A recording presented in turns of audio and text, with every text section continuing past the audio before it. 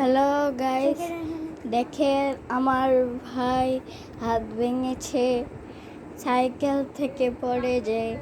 এখন তার প্লাস্টার করেছে হাতে। দেখেন হাত বেঁধেছে একটা ব্যান্ডেজে। দেখে সে কত কত অসহায়। সে উঠতে বসতে পারে না, একজনের সাহায্য নিতে হয়। এখন তার খুব মজা লাগছে। বাবা মার সাহায্য নিতে হয়। বাবা মার কথা ছাড়া সে কি সবই করে ফেলে, সেজন্যই তার এই অবস্থা।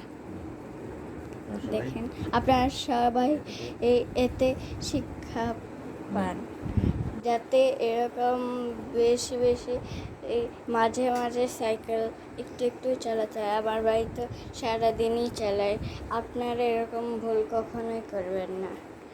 আল্লাহ হাফেজ।